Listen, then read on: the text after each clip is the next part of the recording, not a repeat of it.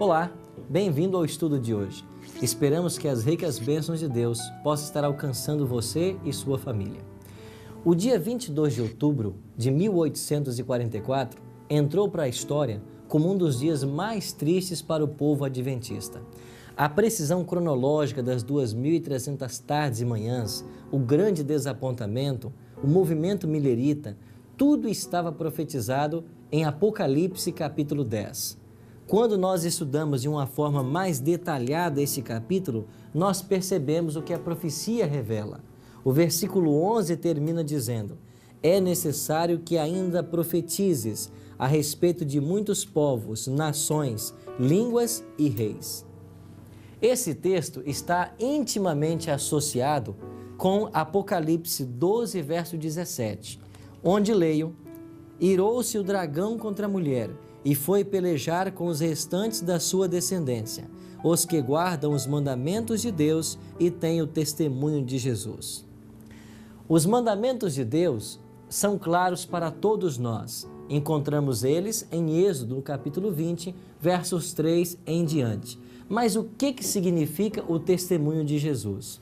Quando vamos para Apocalipse, no capítulo 19, verso 10, nós lemos: pois o testemunho de Jesus é o espírito da profecia. Ou seja, no seio da igreja remanescente deveria surgir o dom profético.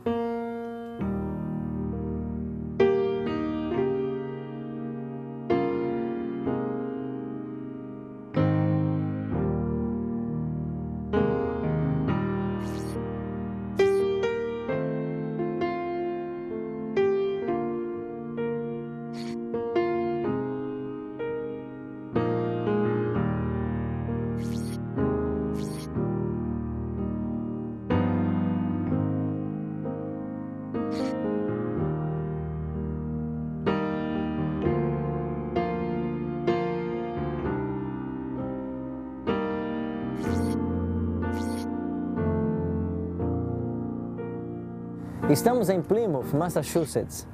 Em 1620, John Robinson, liderando um grupo de cristãos fiéis, tentaram sair da Europa em busca de novas terras, onde eles pudessem encontrar um estado sem rei e uma igreja sem papa. A princípio, eles embarcaram num navio chamado Speedwell, mas por causa da idade desse navio, ele não resistiu. E então eles encontraram outro barco chamado Mayflower. Aqui nós temos uma réplica do Mayflower, que em novembro de 1620 aportou aqui nestas praias. Começara assim então a colonização protestante desse estado, que viria a ser a maior nação protestante do mundo. E aqui, neste novo continente, Deus levantaria uma mulher para ser a sua profetisa, para ajudar no processo de estabelecimento da sua igreja remanescente.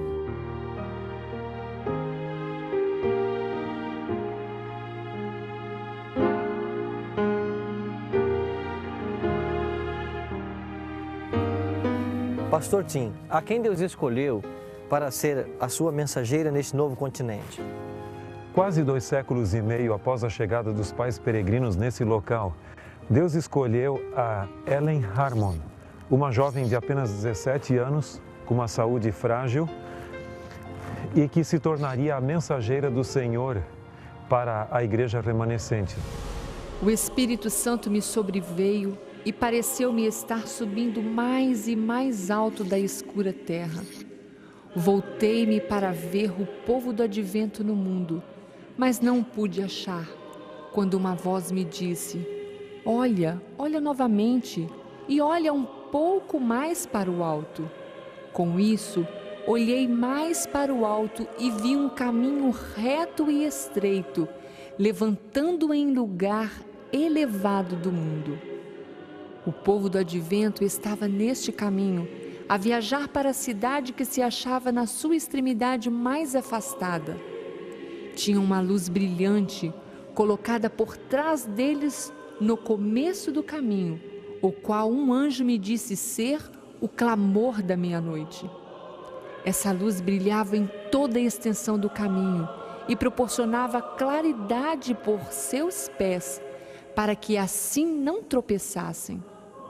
Se conservassem o olhar fixo em Jesus, que se achava precisamente diante deles, guiando-os para a cidade, estavam seguros.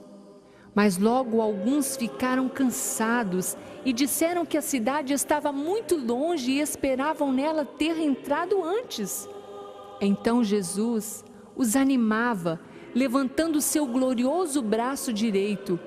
E de seu braço, meus queridos, saiu uma luz que incendiava sobre o povo do advento. E eles clamavam aleluia.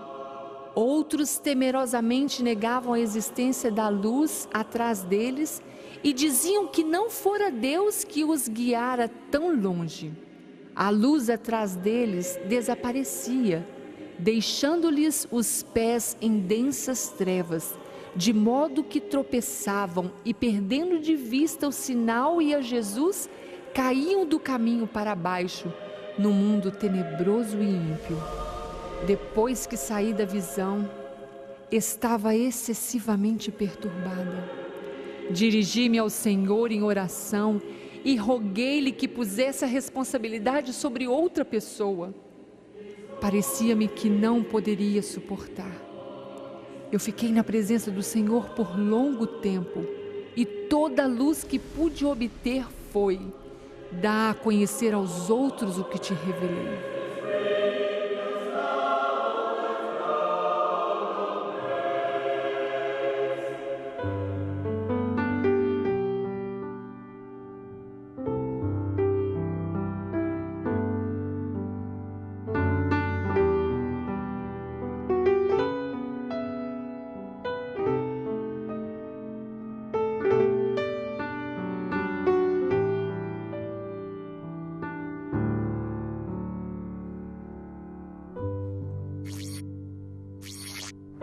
Ao longo de cerca de 70 anos de ministério profético, Ellen Harmon teve aproximadamente 2.000 visões e sonhos proféticos. Ela influenciou no surgimento também da Igreja Adventista do Sétimo Dia, como a voz profética a confirmar a doutrina verdadeira e reprovar o erro. A sua influência foi muito significativa também na área da saúde, bem como na de educação e no desenvolvimento organizacional da igreja. Dificilmente você vai encontrar um aspecto do pensamento adventista ou do seu estilo de vida que não tenha sido de alguma forma influenciado por Ellen White. Mas, pastor Tim, nós já não temos toda a revelação na palavra de Deus? Haveria necessidade de um profeta moderno? Se o cristianismo fosse um grupo homogêneo e todas as denominações crescem da mesma forma, eu creio que não haveria necessidade. Mas, em realidade, o cristianismo hoje está subdividido em mais de 30.000 denominações cristãs diferentes. E todas elas creem que têm a verdade e estão fundamentadas na Bíblia. É por causa desse grande mosaico religioso que Deus concedeu o dom profético em tempos modernos como uma espécie de filtro, não para substituir a Bíblia, mas para eliminar da mente das pessoas as falsas tradições humanas impostas à Bíblia, de tal maneira que a palavra de Deus possa interpretar-se a si mesma e que a sua mensagem venha fluir para nós de uma maneira clara e cristalina. É interessante que, se você for ver, nos momentos cruciais da história da humanidade, principalmente no período bíblico, em que a verdade e o erro estavam em conflito, Deus restaurou a verdade com o auxílio da assistência do dom profético. Assim foi no caso de Noé, nos seus dias, foi no caso também do Êxodo, do cativeiro babilônico, do surgimento do cristianismo. E a grande pergunta que surge é: será que a restauração final da verdade haveria de ocorrer sem uma assistência profética? Nós cremos que temos uma base bíblica para essa manifestação. Pastor, algumas pessoas alegam que com a morte dos apóstolos se extinguiu o dom profético. Há alguma promessa bíblica de que esse dom seria restaurado? Existem várias evidências de que esse dom deveria permanecer como um dos dons da igreja. Em primeiro lugar, se nós olharmos as listas dos dons do Espírito mencionadas no Novo Testamento, e você tem uma pequena em Romanos capítulo 12, 1 Coríntios 12 e também Efésios 4, você vai ver que em todas as listas dos dons do Espírito concedidas à igreja, o dom de profecia é parte delas. Então, isso é uma evidência que não seriam apenas os apóstolos que teriam dom profético, mas que poderia se manifestar posteriormente. Em segundo lugar, nós temos um texto interessante em primeira epístola de João, o capítulo 4, verso 1, que nos diz: Amados, não deis crédito a qualquer espírito, antes provai os espíritos se procedem de Deus, porque muitos falsos profetas têm saído pelo mundo afora. O tema são profetas. E aqui diz que nós não devemos crer em qualquer profeta sem antes prová-lo. Então, para termos certeza de que um profeta é verdadeiro, ele precisa passar pelos testes bíblicos. Veja, quem escreveu isto aqui é o apóstolo João, que foi o último dos apóstolos. Se com ele tivesse extinguido o dom profético, ele poderia simplesmente ter dito: rejeitai tudo que vier pela frente, porque eu sou o último deles. Mas ele ainda diz que devemos provar os espíritos, porque assim como haveria a falsa manifestação do dom profético, também poderia existir a verdadeira. E o terceiro bloco de textos são aqueles que falam que no tempo do fim se manifestaria o dom profético. Nós temos em Joel capítulo 2, os versos 28 a 31, a promessa de que nos últimos dias Deus derramaria o seu Espírito sobre toda a carne e o dom profético voltaria a se manifestar. É óbvio que nós não podemos ter dias mais últimos do que os últimos dias. Embora, de acordo com o Novo Testamento, os últimos dias tenham começado com o evento da cruz, eles se estendem até o tempo do fim. E em Apocalipse, capítulo 12, verso 17, nos é dito que irou-se o dragão contra a mulher, foi pelejar contra o restante de sua descendência, os que guardam os mandamentos de Deus e têm o testemunho de Jesus. E esse testemunho de Jesus, ele é definido em Apocalipse, capítulo 19, verso 10, como sendo o Espírito de profecia. Estas são algumas evidências, entre outras, de que o dom profético haveria de se manifestar no tempo do fim, antes da volta de Cristo. Agora, pastor, qual é o relacionamento que há entre os escritos de Ellen White e com a palavra de Deus? No livro A Prophet Among You, de Jameson, ele menciona que os escritos de Ellen White exercem uma tríplice função em relação com a Bíblia. Em primeiro lugar, eles atraem a atenção à Bíblia. E alguns poderiam dizer, mas nunca na história da humanidade tantas Bíblias estiveram disponíveis e muitas famílias possuem mais de um exemplar até. O grande problema não é tanto em ter a Bíblia, mas em abrir a Bíblia e estudar. A nossa geração hoje tem tempo para a televisão, para a internet, para os vídeos, para os DVDs, para o lazer, mas não tem para a Bíblia. Então, o dom profético, em primeiro lugar, foi dado para chamar a atenção à Bíblia e nos levar de volta às nossas grandes prioridades espirituais. Uma segunda função é a de ajudar na interpretação da Bíblia. Como eu mencionei, não para substituir a Bíblia, mas para que as falsas tradições humanas impostas à Bíblia, que não têm base bíblica, sejam eliminadas e a mensagem bíblica possa fluir para nós de maneira consistente. E uma terceira função é ajudar-nos a colocar em prática os princípios bíblicos em nossa vida. A grande debilidade do cristianismo contemporâneo é falar muito e viver pouco. Os cristãos precisam hoje manifestar a mesma coerência de vida que havia no fundador do cristianismo, Jesus Cristo, que não apenas falava a verdade, mas ele vivia a verdade e era a própria verdade. Então, essas três funções são fundamentais para o exercício do ministério profético de Ellen White em nossos dias.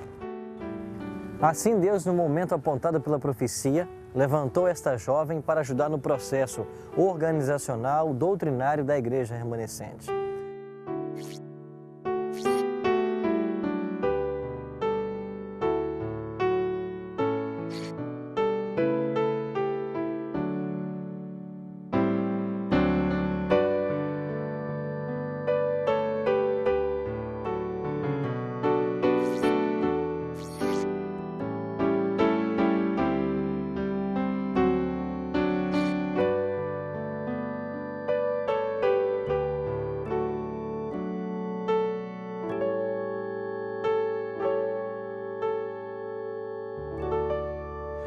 Em 1 Tessalonicenses, capítulo 4, e os versos 15 e 16, encontramos uma promessa maravilhosa que nos diz: Ora, ainda vos declaramos por palavra do Senhor isto, nós os vivos, os que ficarmos até a vinda do Senhor, de modo algum precederemos os que dormem. Porquanto o Senhor mesmo, dado sua palavra de ordem, ouvida a voz do arcanjo e ressoada a trombeta de Deus, descerá dos céus e os mortos em Cristo ressuscitarão primeiro.